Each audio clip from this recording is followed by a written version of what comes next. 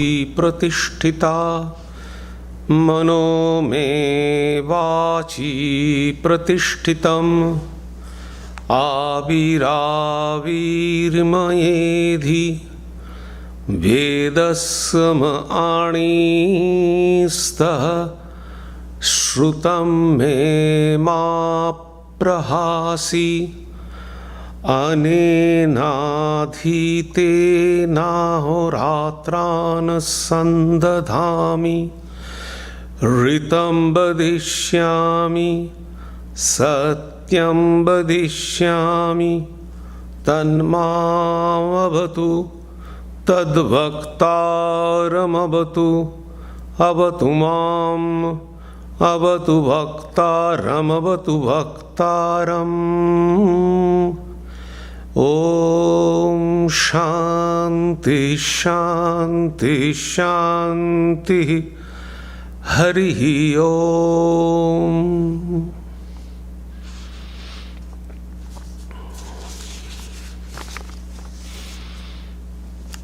Om.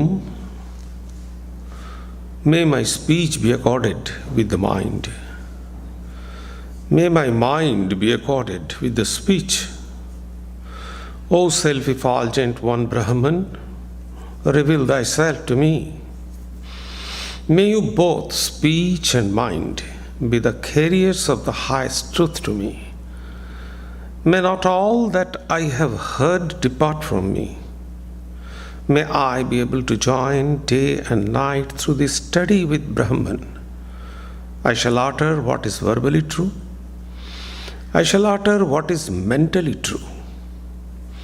May that Brahman protect me. May that Brahman protect the teacher. May that protect me. May that protect the teacher. Om. Peace, peace. Peace be unto you all.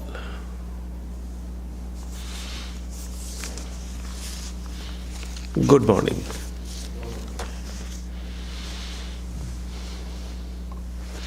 This morning I am going to speak on the spiritual aspect of worship.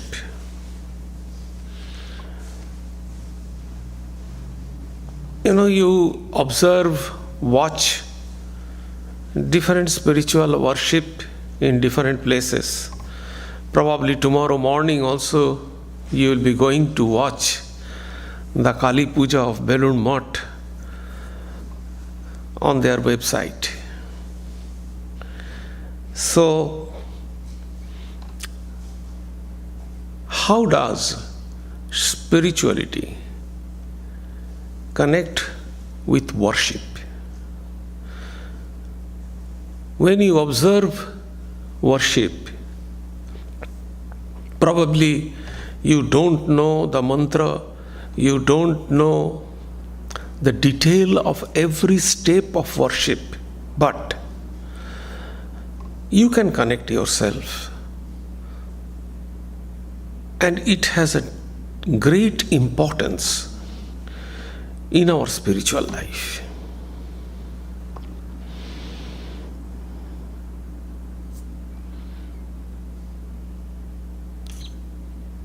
When you perform worship or you know the detail of worship, then you can connect yourself. Worship as an independent spiritual practice. Worship can be an independent spiritual practice, or worship is connected with prayer and it will become the spiritual practice. Why does worship connect with prayer? The main essence of worship is to give, is to renounce. That is the main essence of worship. What we do in ritualistic worship, you saw that in ritualistic worship, the priest, he offers. He offers fruits, he offers flowers, he offers incense sticks, he offers candles, lot of things he offers. So the basic essence of worship is offering, renunciation. But ordinary human being like us, it is very difficult to sacrifice, to renounce, to offer something. So what we do, we want something. So because of this typical human nature, worship is connected with prayer. What is prayer? What we do in prayer? We seek, we ask. When we are in trouble, Mother Mary will come, no? When are we in trouble? Mary, come to me.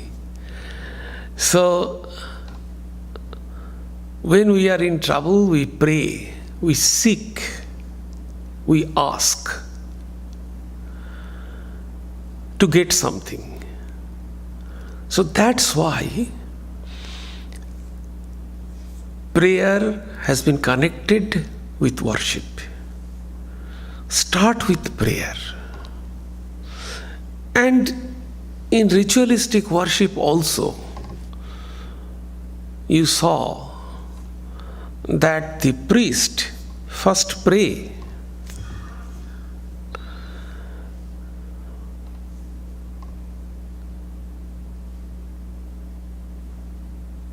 So for worship, some preparation is required. Why does ordinary worship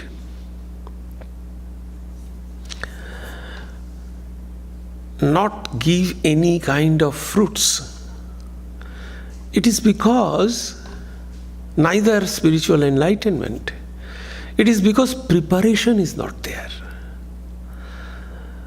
So if there is a certain preparation, then worship is fruitful in spiritual development. Hinduism actually got united with meditation to form a composite discipline called upasana. In Vedic scripture, you can find the term upasana. So when worship leads to meditation, meditation is directly connected with our spiritual development. Now, meditation is highly popular. It is extremely popular thing, the meditation.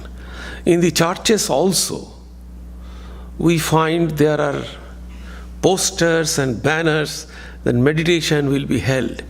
Every week I get one email from Marine Interfaith.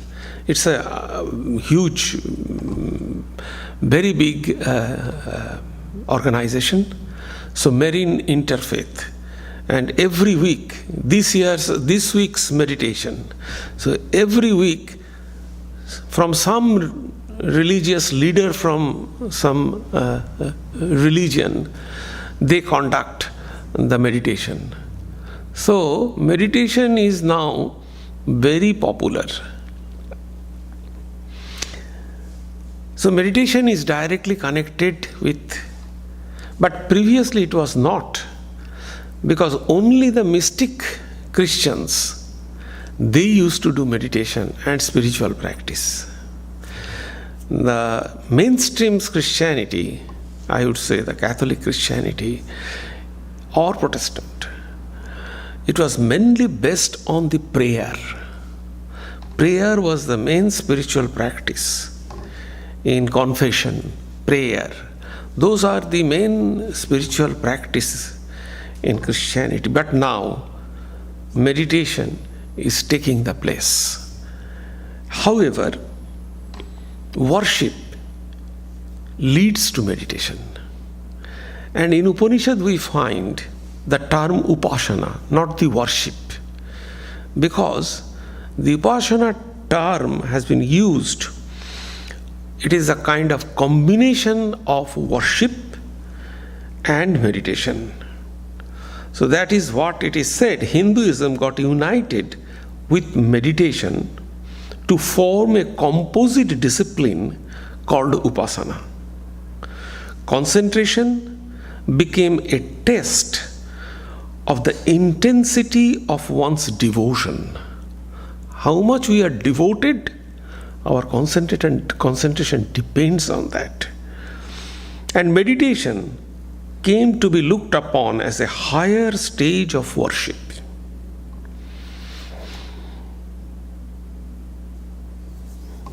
Even in our order, in Ramakrishna order, one popular norms is in vogue. If there is any kind of problem, the seniors, they say, your meditation is not going perfectly. Anything. If we have any kind of some kind of abnormality or some kind of which is not common, reflects in our behavior, in our personality, in our public relation, the seniors, they say that your meditation is not going well. Try to concentrate on your meditation. So meditation is such an overall multifaceted thing that it covers everything. Our personality, our character, our work, everything. However, this worship is connected with meditation. This is the connecting link between worship and meditation. So before worship, worship can be an independent spiritual practice, but most of the time, worship is connected with prayer because our normal human mind always wants to seek. So prayer is a seeking. So when you watch worship or you participate in any kind of worship, so prayer is the first. Prayer comes before worship. And now you can connect with worship, which ultimately take you to meditation. This is the spiritual link. Now, how does worship lead you to meditation? What is that mechanism?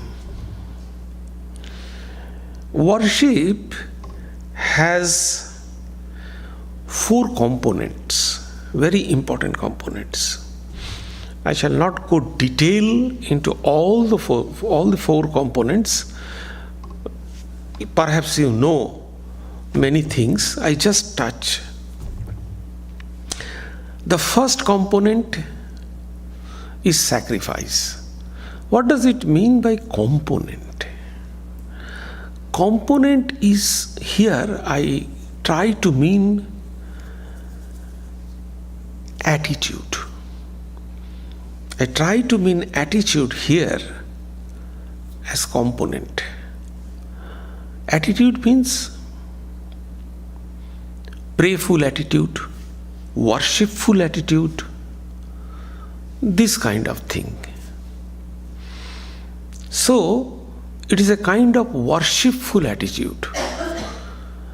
I have already mentioned that worship means renunciation, surrender, give something. That is the bottom line of worship, the main essence of worship. So worshipful attitude means a kind of giving attitude. But you have sought before meditation because you prayed. The first thing is prayer. We ask something. Yes, give me this, give me this, give me this. So we have already prayed and then we start meditation, give. So when through meditation we get the blessings as a faith, as a conviction, then worship becomes easier. As a grace, definitely, when we are praying, we must get something. What we would get? We would get faith, conviction as a grace. So when we get this faith and conviction, then courage, obviously. We get strength and courage also. So when we get it as a grace, then we are ready for worship. Now, when there are four things, what is connected, rather four kinds of attitude connected with worship.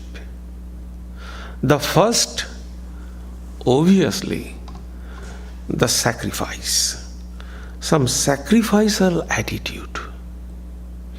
So we would sacrifice, renounce, or give, or surrender, that kind of attitude. When we would meditate, generally our meditation is the tug of war. But when we can cross this tug of war state, then we find that some kind of attitude, the presence of attitude is required. With what kind of attitude we would perform meditation? And this is the sacrificial attitude. The first one is the sacrificial attitude. Sacrifice, the Sanskrit term of sacrifice is yajna. So yajna means we are giving. See, again, yajna means we are offering oblation on the fire. That is the yajna. So, the offering kind of attitude. And here comes that beautiful verse, that Nabobhukti, Nabodha Bhukti. 9 bhuktis, very famous. It is from Bhagavatam. 9 types of bhaktis is there. It is no harm to repeat that Sanskrit verse again. It is beautiful verse. So, Shravanam Kirtanam Vishnu, Smaranam Padasevanam, Archanam Bandhanam Dasyam, Sakhyam Atmo Nivedanam. These are the Nabodha Bhukti, 9 types of bhakti. Bhagavata says. I am not going to explain this, I am just translate it. Listening to the stories of Lord, singing His glories, constant remembrance of all-pervading Lord, serving Him in His devotees, ritualistic worship, and constantly saluting the Lord, doing all work for His sake, friendship with the Lord, and complete self-surrender. That is the 9 types of bhakti. This is the 9 types of bhakti. Bhagavatam is there. But the bottom line of bhakti is this: sacrifice, yajna. Yajna is must, but it based on love. So love is bhakti. So sacrifice must based on love.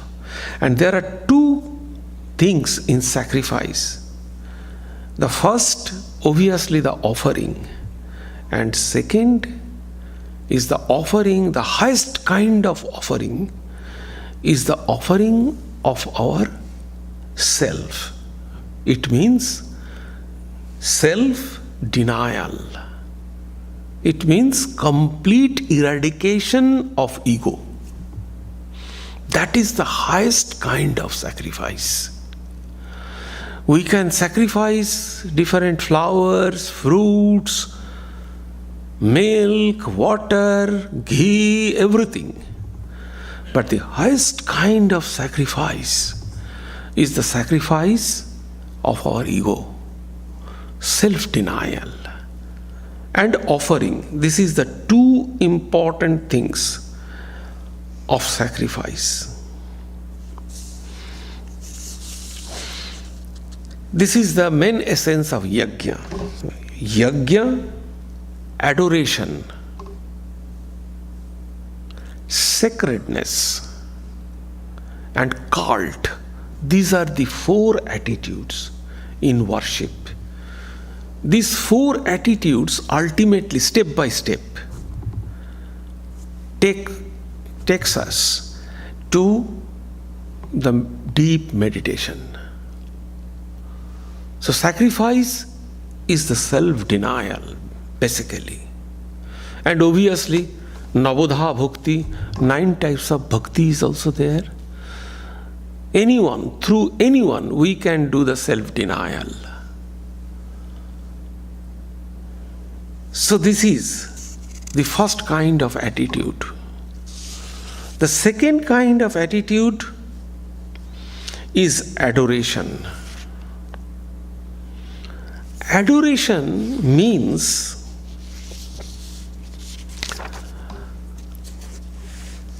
the worship. Again, the other things of adoration is worship. But generally we adore out of fear also. So it must be fearless, based on love. So it is also two things: reverence and love. So reverence comes out of fear also. But here, reverence will come from Mahatma Jnana, the glory of God. From there, reverence will come. To whom we generally show our respect, who is way higher than us, who has lots of qualities.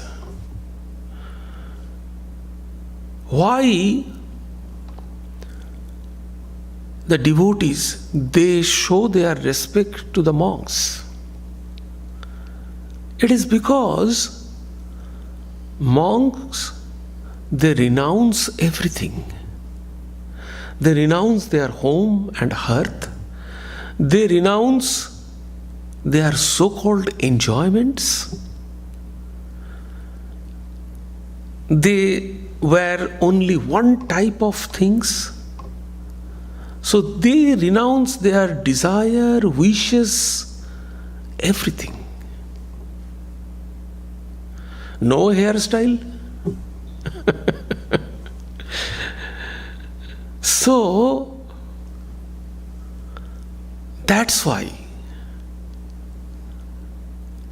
the households, people, they show their respect. So to whom we show their respect, our respect, who is way higher in any qualities, higher than us. We show respect to the beautiful musicians. Why? We call them Pandit. we call them Ustad. Why? It is because their sadhana, their practice go way higher than us. So why should we respect God? Because of their glories, natural, supernatural glories. The Mahatma Jnana, and this distinguishes love for the human beings from the love of God. For human, we love human being not for Mahatma Jnana. After getting the Mahatma Jnana, the divine glories, we do not love human being. Human being doesn't have this divine supernatural glories. We love Sri Krishna. Why? Because he has this supernatural glory.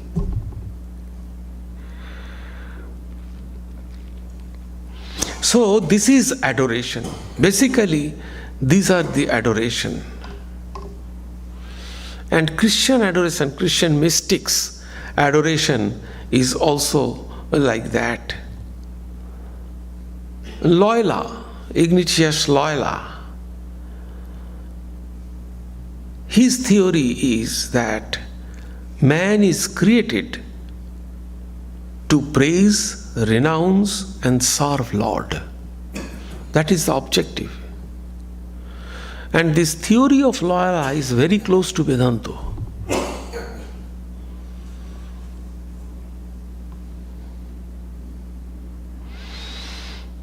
And again, one of the influential 17th century mystic, Berkeley, has laid down the rule that man's true relation to God lies solely in adoration and adherence. And that is these two attitudes of soul cover the whole range of inner life. Adherence and adoration. So basically, adoration means reverence and love. And this reverence comes from the divine glory. Then next, sacredness. Sacredness is mainly based on purification. All are sacred. Sanctify everything.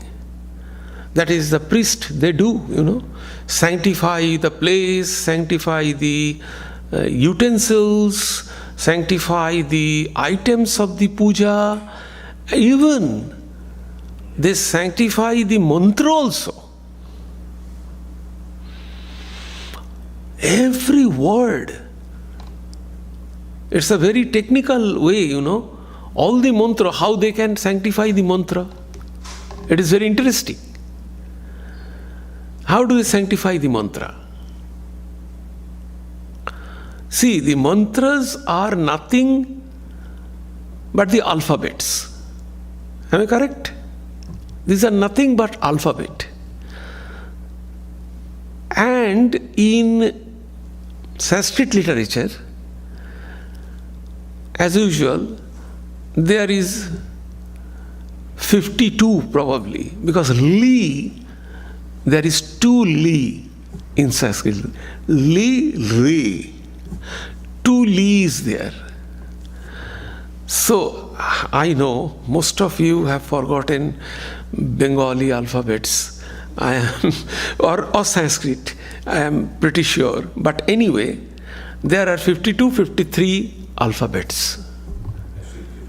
51, but li is 2. Li is 2. So that will become another extra addition. So there are 53 alphabets in Sanskrit and law also. Sometimes in few scripture I saw there is 2 law law and la, like that. Anyway, so, and the pronunciation, if you pronounce Sanskrit, your tongue will be perfectly sensitive. Like they called Oshtoborno. Some alphabets are Oshto. Oshto means lip. The tongue will touch in our lips. Then Talobya Borno, we call Talbur Shah, Talobya Borno. Talu means the petal, the top petal. Our tongue will touch on the petal. Then Murdhanya Shah, Murdho. Murdho means our tongue will just roll and it touches where our nose ends. Sha, sha. Sati, three saw. We have one Swami. He taught us actually. Sa, sarba. That is danta sa. Danta sa means our tongue will touch behind our teeth. Sa, sa. Then talabasya. Next sha, our tongue will touch on the petal. Talabasya. Then mudhanasya. Way back to that. Sha, sha. Like that. So it is not so easy and interesting also. However, the purification of mantra, every alphabet, they actually purify. That means whole mantra, the purification of whole mantra. So that way they purify. That is the sacredness. And this sacredness is 3 steps, 3 levels. Because our problem, human problems, there are 3 levels of human problems.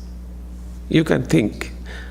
So 3 levels of human problem. 1 is Adi Bhautika.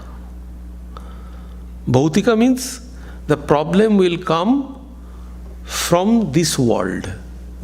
Anyways, from other human being, from any kind of insect, living being. In one place it is called the Bhautika, means the living being. Any living being, your problem may come. Okay? Second problem is Adi Daivika. Out of the blue. You will come on Sunday at the Vedanta Society. You are taking out your car from the garage and suddenly a huge branch from the tree fell down on your car and it is broken. Or on the halfway there was flat tire. You have to call AAA. These are Adi Daivika. Because you don't know this kind of problem. And the third problem, the cause of our problem is we ourselves. That is Adhyatmika problem. Odhi Atmika. We are the problem. We are creating our own problem. So these 3 types of problems. So removal of 3 types of problem is called sacredness. So this kind of attitude also. In our worshipful attitude, we have these 3. You can find. Adi Bhautika. You sat for meditation and suddenly you found the telephone ring constantly is disturbing you. Or an international call came from your office. You have to attend a Zoom meeting. All Adi Bhautika problem. Then Adi Doivika. You sat for meditation, suddenly you heard a water sound. Where water is going on? You went and saw it's a huge leaking. Most of this time in our garden, we find that there is a water sound and sprinkler is, water is flowing from the sprinkler. So that is Adi Doivika. And obviously Adhyatmiko. You sat for meditation and suddenly you remember, oh my God, I have to do this work. Oh, I've completely forgot. Again, you went and do this and then come. So these are the obstacles. So the sacred means you have to remove these obstacles. So the worshipper, when sits for puja, he removes all these three obstacles. Obviously by mantra. So sacredness. And the last one is the cult. This is very important. This leads us. So see, first sacrificial attitude. You sacrificing. Then adoration, love. Love and respect to God. Then sacredness. Remove all obstacles. And then finally, the cult. The cult, generally the term is used by the sociologist to mean man's, this sectarianism, this kind of sect. Cult means kind of sect, sectarianism. But in theology, the cult has a specific meaning. The cult means entering into relationship with God. That is called a cult. This is very important. Entering this we shall understand it very carefully. We shall enter a relationship with God. How can you enter a relationship with God? How can you enter a relationship with God? I would say, because adoration is there. So adoration means, I would add one word.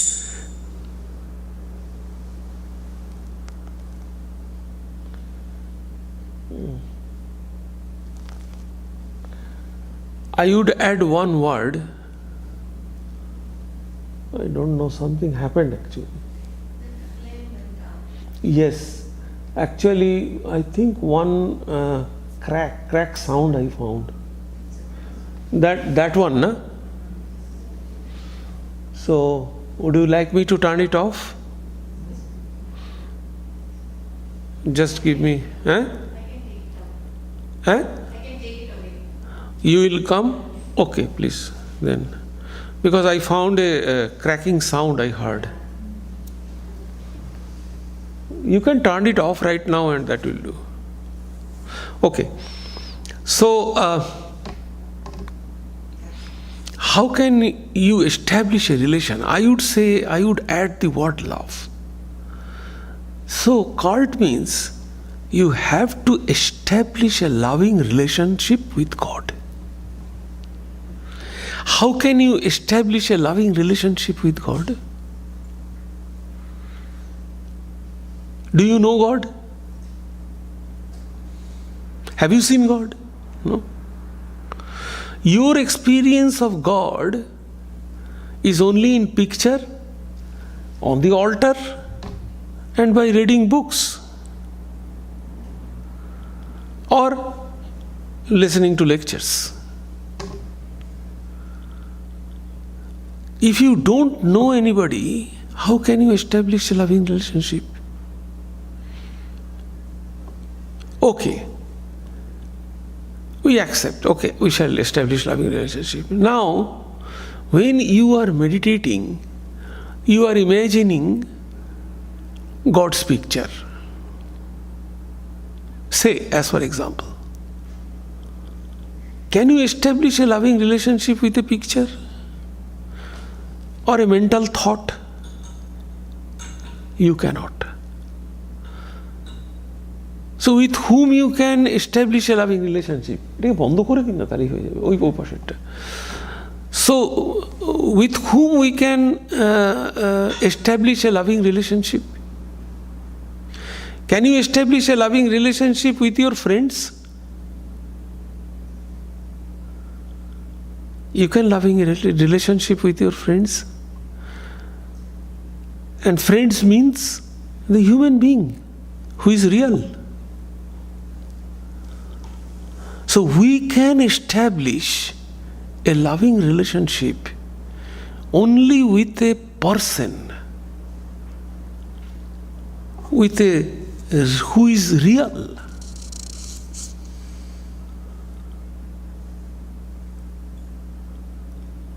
So then what we have to do again, even though real, who is not at our level, can we establish a relationship? Can I establish a relationship with the highest person of this country? I cannot. Because he is not in our level, he is way up or wherever, But the point is, only who are in our, I can establish a loving relationship with you people. Because I can see you every day, I can talk, I can spend some time with you. So I can establish a loving relationship with you. So then what we have to do, if we have to establish a loving relationship with God, what we have to do? We have to awaken our loving God, or imagine, at least in a rudimentary level, that he or she is real and at our level.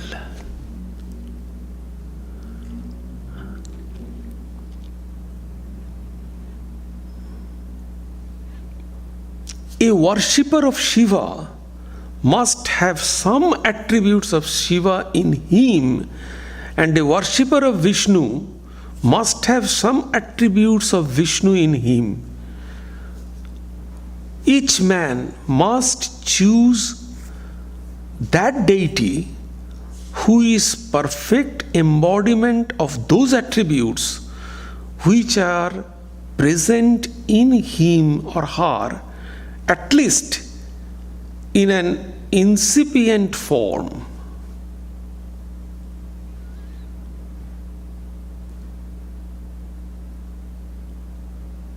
And this is the importance of Guru, human Guru. So the connection of human Guru and, I would say, chosen ideal or the Ishta Devata or this is this. We have seen our human Guru. I have a contact with our human Guru. So I can feel the pulse of my human Guru. So through human Guru, we connect to our chosen deity.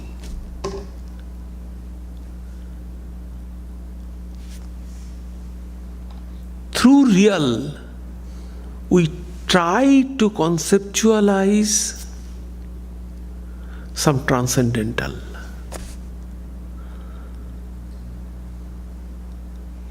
That is the idea of cult. So all attributes, all these, and that is the importance. Those who don't have guru, what will happen? Those who don't have human guru. That is the importance of incarnation.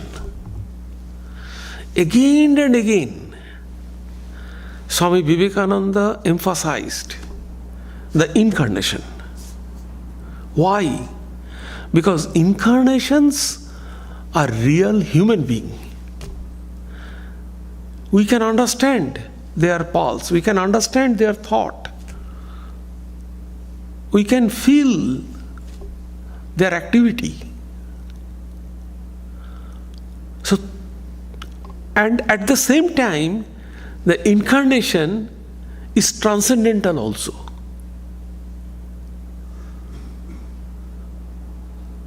Actually, I went 1 or 2 days ago, one of the exhibitions in GTU, Graduate Theological Union. And there I found the curator was Russian. She studied in GTU, and she was the curator, and she was explaining, and there was a number of Jesus picture, Jesus, Mary, everything. And the typical art was there in the frame. I have not seen that kind of frame. There is typical art in that frame. Metallic frame, obviously, and on the picture there was typical art. I have not seen that. So that is the art portion. So I asked that lady that what is the concept, because I don't have much knowledge about Russian concept of Christianity. So I asked him, what is your concept in Russia? That Mary is human being, or Mary is the divine? Or do you recognize Mary, or only Jesus? Or you can consider Jesus and Mary all are historical. They have their divine presence is different thing. So I asked different types of questions, because all on the basis of this kind, all different denominations are there in Christianity. So she told that no, we recognize both, but we recognize historical Jesus and divine Jesus. So I asked him, what is when you say that this Jesus is divine and when you say this Jesus is historical? Generally, the resurrection is the cutting mark. Resurrection is the border. After resurrection, they call it, this is divine Jesus. And before resurrection, they call it is historical Jesus. However, there are lots of theological things are there. But my point is that cult.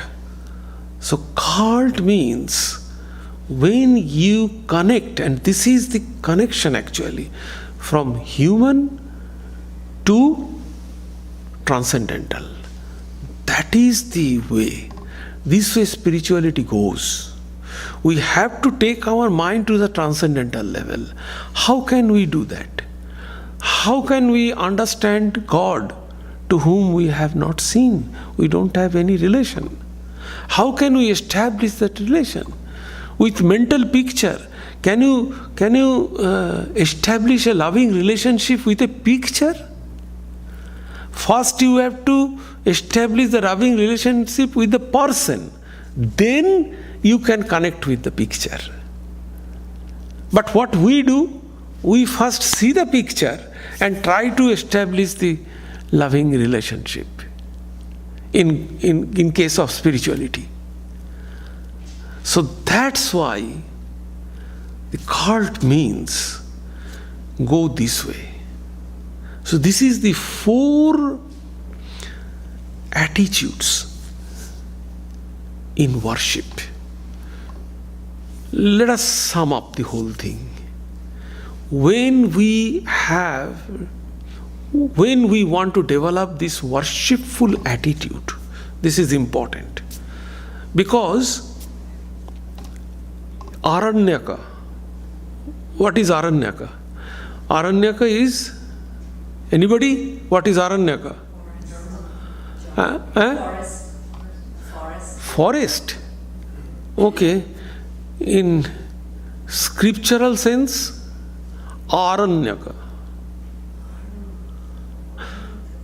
In scriptural sense, there are 4 parts of Vedas, you know. What are those? Mantra or Samhita, where chanting things are there. Then Brahmana, where ritualistic things are there. And the third, Aranyaka. And the 4th, Upanishad. The whole Vedas, there are 4 Vedas, no? There are 4 Vedas. What are those? Rig, Sham, Yajur, Atharva. There are 4 Vedas. And in 4 Vedas, they made, every Veda has these 4 sections. One is the chanting part. You should know this. This chanting part is connected with the student. That is the brahmacharya part. When there are the students, they must study Vedas. What Veda they will study? They will study this mantra part. If you go to the South India, you can find in Shankaracharya Math or Sringeri Math or any other Ramanuja's Math, you go any temple, you can find the young boys in the microphone. They are chanting. They are chanting scriptures. They are chanting scriptures. So they are chanting this mantra section. And then Brahmana section. Brahmana section should be practiced by householders. Because there is rituals, different types of rituals. And then Aranyaka. Who will practice the Aranyaka? The retired person. You have handed over the responsibility to your next generation. Now you are free, but not totally free. You are in the household. You have to watch everything, you have to train them. You are there. This situation is what they will do. They will go to Aranyaka. For them, nothing is physically ritual. For them, rituals means mental. Everything is mental for them. That is called Aranyaka. Aranya means forest. What we do in the forest? Forest means the isolation. So these superannuated persons, they will go to isolation and they will practice this ritualistic thing in a mental way, not physical. They don't have money at that time because they have retired and they have handed over all the responsibilities to their next generation. So, they don't have physical strength, they don't have, other strength, so mentally they will do. They will think mentally. That is the thing. So Aranyaka. And then Upanishad. Then they will renounce everything. So Aranyaka is the practice stage. They will renounce everything. Those who can renounce everything, they will practice Upanishad. Or those who are basically tyagi or basically, inclined to renunciation, they will start with mantra and or some Sangita or mantra, but they will not go Brahmana, they will not go Aranyaka, they will jump to Upanishad, renounce everything and become monk. This is the connection of Vedas with our social structure. So, this cult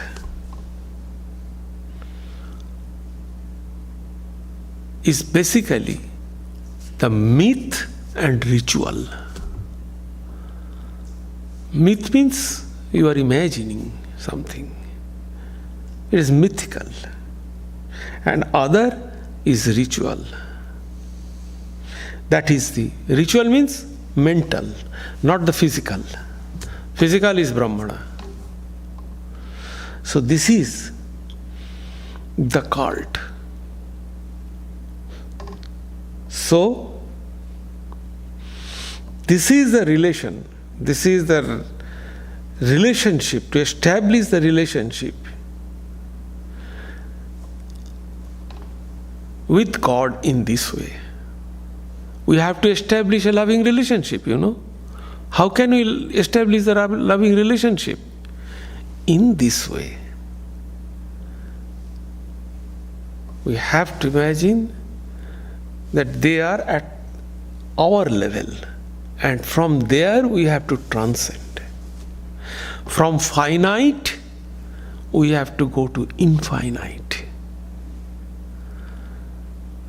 So this picture, so that is the song, Arupo Shayare Lila Lahori.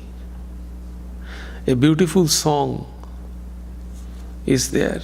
Arupo Shayare Lila Lahori. I think Premeshanandaji wrote this song.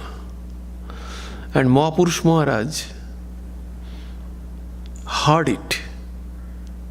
And he explained that this is the song where Sri Ramakrishna is narrated perfectly. And he went into Samadhi. It happened in our Shillong center. One of the Swamis, I forgot his name, he sang this song. And it was composed by Premeshananda ji.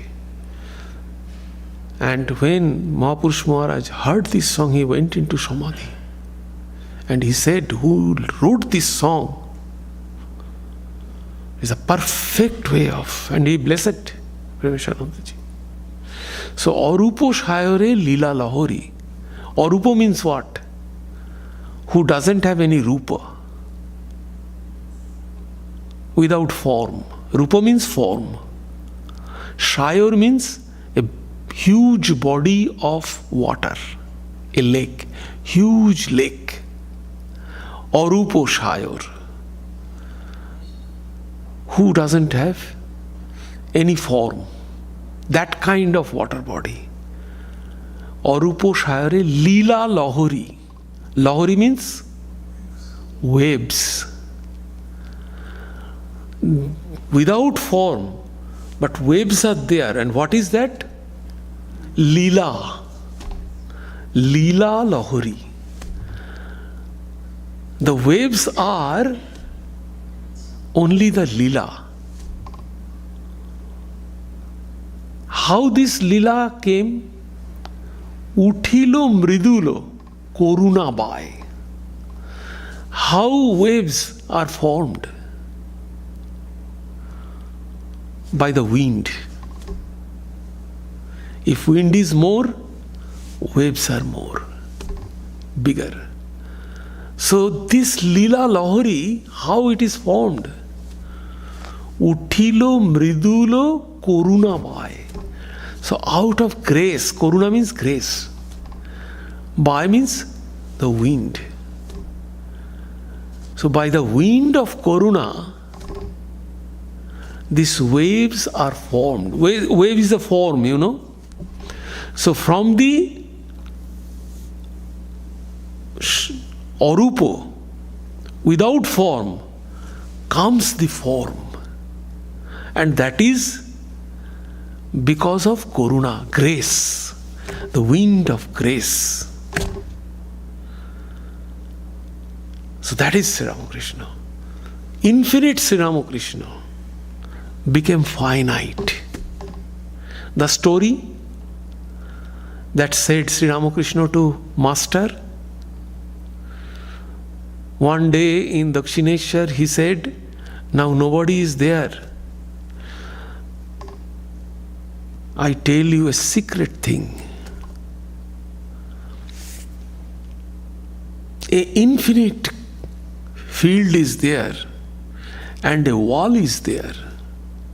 In the wall there is a small hole and you can see the infinite ground. But slowly the hole is becoming bigger and bigger and you can see more and more of that infinite ground. He told this and said, have you understood anything? Then M said, yes, sir. Then he said, what you have understood? Then M said, this whole is you.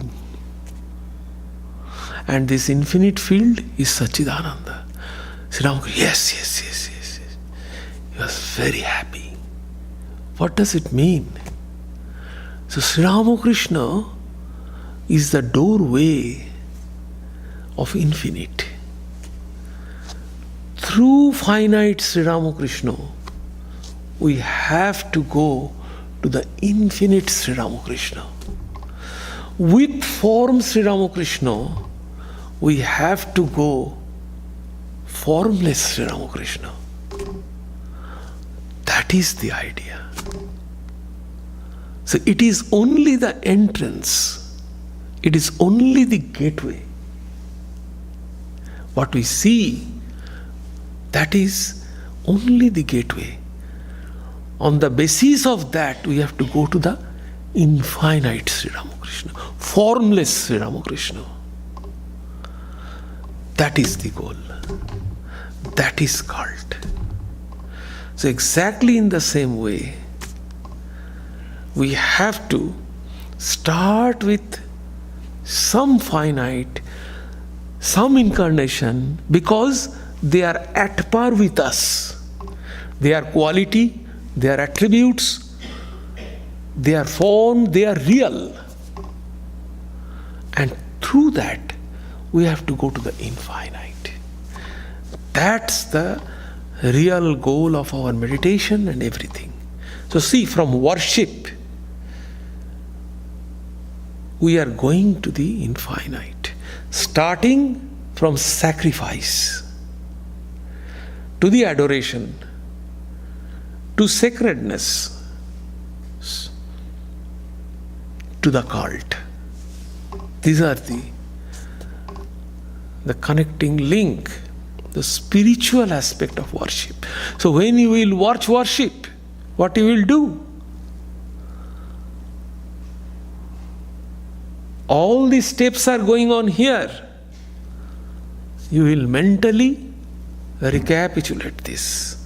And going with this flow, ritualistic flow, you have to meditate all these four things. Adoration, sacrifice, adoration, sacredness, and cult.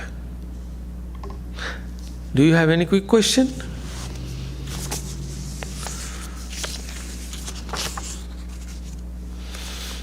Any quick question?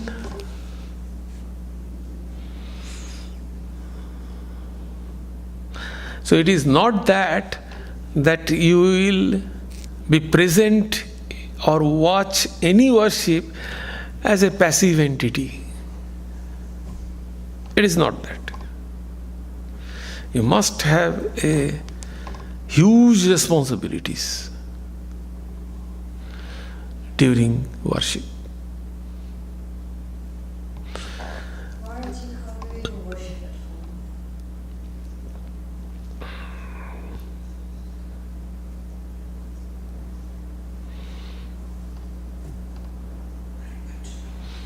like this. Since we don't know the steps in detail. That is, you have to learn if you want to do the ritualistic worship. You have to learn. But you can do mental worship also. The mental worship is like this. These four things are the basic of any kind of worship. And all these four steps you can perform mentally also. But yes, if you are interested in the ritualistic worship, definitely you have to learn from somebody. Yes.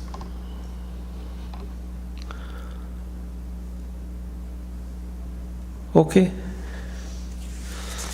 Om Sarve Bhavantu Sukhinah Sarve Santu Niramaya Sarve Bhadrani Pashyantu Ma Kaschit Dukkham Apnuat Sarvastarotu Durgani Sarvo Bhadrani Pashyatu Sarva Sadbuddhim Apnotu Sarva Sarvatranandatu Durjana Sajjano Bhuyat Sajjana Shantimapnuat Shantamucchete Bandhebhyo Muktaschanyan Vimochayet. May all be happy. May all enjoy good health. May all see happy events. May all be freed from miseries. May all be freed from dangers. May all realize what is good. May all be actuated by noble thoughts. May all rejoice everywhere. May the wicked become virtuous. May the virtuous attain tranquility. May the tranquil be free from bondages. May the freed make others free. May the Supreme Spirit, the presiding deity of all sacred activities, be satisfied. For He being pleased, the whole universe feels satisfied. Om, peace, peace. Peace be unto you all.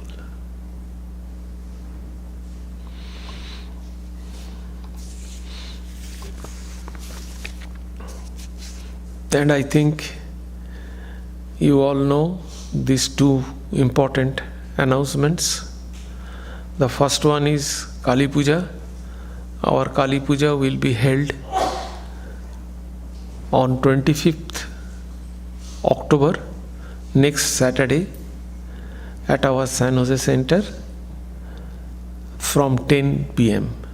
It will continue up to 1 p.m. and then after Prasad. So the next, this is the Kali Puja announcement, and 125th visit of Swami Vivekananda on 15th November. 15th November we have in the Presbyterian Church, it is 3 minutes walking from here, in the First Presbyterian Church of Berkeley. We have the academic event, and you know all our superstars are coming. Ruth Harris, then Professor Robert Goldman, then obviously Professor Munish Faruqi, and then Professor Dipesh Chakraborty is another superstar actually. Professor Dipesh Chakraborty from Chicago University, and then Dr. Rita Sharma, and then Krish Chappell from Loyola. I always forget that name. Marymount. This I always forget this. The Loyola from Loyola Marymount College. That is university or college? College, no? that is Loyola Marymount College, and Obrak Luther from UC Berkeley. He will moderate the panel discussion. So I request you all to attend all these programs with your family, friends and acquaintances. What time? Eh? Around what time? What? Which one? 15th November. 3 o'clock. 3 o'clock. 3 to 6.